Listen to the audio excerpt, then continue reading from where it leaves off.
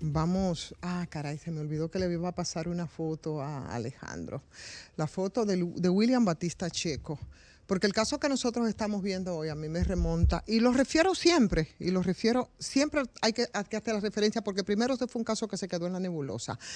Desde el secuestro como tal en 2009 de el joven Eduardo Valdera, 20 años, contaba en ese momento, que finalmente se resolvió el secuestro que había reaparecido aquí en el país con una facilidad tan grande que este señor relató después que él logró abrir con un palito las esposas que le habían puesto para romper la cadena que lo ató durante 22 días que se mantuvo en cautiverio.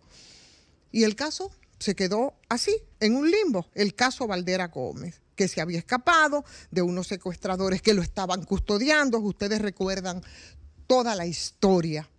Una historia que al final no supimos de qué se trataba, qué se escondía detrás del real o supuesto secuestro de Valdera Gómez. No nos quedó claro, a mí no me quedó claro, a nadie le quedó claro. Hubo comisión. Ahora, lo que a nosotros nos quedó bastante claro es que después de este caso en el que salió como un vedeto, porque lo recuerdo, cuando que supuestamente había salido de todo el trance Valdera Gómez, el entonces jefe de la policía, Guillermo Guzmán Fermín, como un vedeto, me parece verlo porque le di mucho seguimiento de cerca a ese caso, en una caravana, recorriendo todas las calles de Nagua.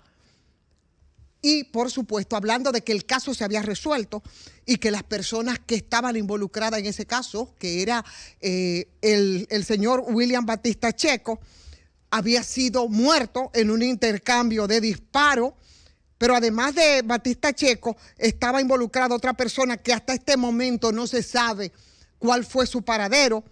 Claro, ellos no contaban después con la información de que este señor había sido entregado en el caso en el que supuestamente estaba implicado, esposado y en un vehículo de la policía. Y no supieron qué hacer, no supieron qué decir respecto a este caso. Pero no solamente eso fue en el 2009. Tiempo después, mucho más adelante, nos encontramos entonces con el caso de la mulata, allá en Sosúa, con características similares, muy parecidas también al caso de Valdera Gómez. ¿Y qué pasó con este caso? ¿Qué fue lo que se determinó en este caso? Bueno, los policías que estaban implicados fueron después liberados. Un tribunal de Montecristi dispuso la libertad de esos policías en la muerte no solamente de Batista Checo, sino de Cecilio Díaz, que fue el otro desaparecido, acusados de participar en el secuestro. Y la jueza actuante en este caso, Javierka Gómez, dispuso que los implicados pagaran una garantía de 200,000 pesos y que la revisión de la medida de coerción, y nunca más supimos qué ocurrió con esto. Hubo una comisión que se la entregaron al entonces presidente de la República, porque a ese nivel llegó el caso, que fue el expresidente Leonel Fernández y su jefe de policía, Guillermo Guzmán Fermín, que tampoco supimos. Ahí sí se dejó claro una cosa, que ni William Batista Checo murió en un intercambio de disparos y que de Cecilio Díaz no hemos vuelto a saber jamás. Y ahora, cuando precisamente estamos inmersos en una disque reforma policial, y qué bueno que Fafa trajo el elemento, que puso el elemento ahí, que nos muestra a nosotros que aquí no hay ninguna reforma judicial, aquí no se está policial, ni ninguna transformación.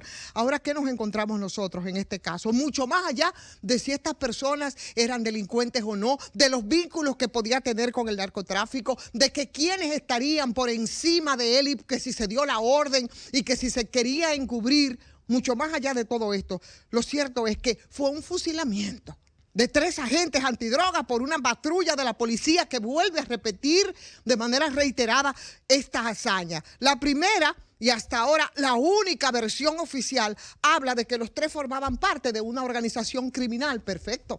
Pero aquí no está establecido la pena de muerte, ni esas acciones de la policía para justificar las complicidades en el peor de los casos, o las ineptitudes de esa policía en el mejor de los casos, que hubiese operado, al parecer, por tanto tiempo Eso lo que indica es que gozaron de toda la impunidad y que actuaban fuera del control de los altos mandos, vamos a ponerlo entre comillas, o con algunas complicidades de estos. Y para eso son muchos los testimonios que pueden graficar y que pueden evidenciar ese tipo de acciones policiales. Ahora, en este momento, según el Comité de los Derechos Humanos, son entre 90 y 95 casos de muertes por intercambio de disparos. Por supuesto que todavía eso le falta mucho averaje para llegar y para sobrepasar los que en su momento tuvo Candelier o los que en su momento estuvo Guillermo Guzmán Fermín, pero son bastantes los casos hasta ahora. Es más,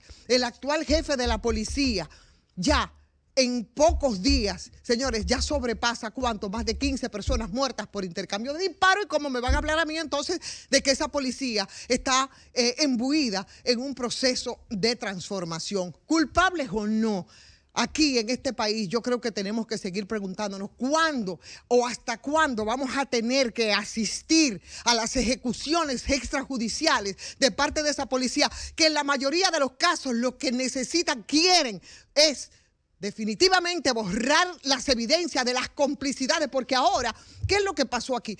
Me dicen que son delincuentes. Ahora, ¿cómo lo podemos documentar? Ahí no están. Y así es como ha actuado la policía permanentemente. Ahora, entonces, en este caso, como el caso de la mulata, como el caso del secuestro de Valdera y como otros casos que no se han hecho tan mediáticos en los que la policía acciona de la misma manera, yo creo que hay que ponerle un basta, porque la verdad es que, mi querido Fafa, y no voy a mencionar esta palabra porque respeto los medios de comunicación, y si no fuera así dijera, ¡pa'l carajo!, la reforma de la policía.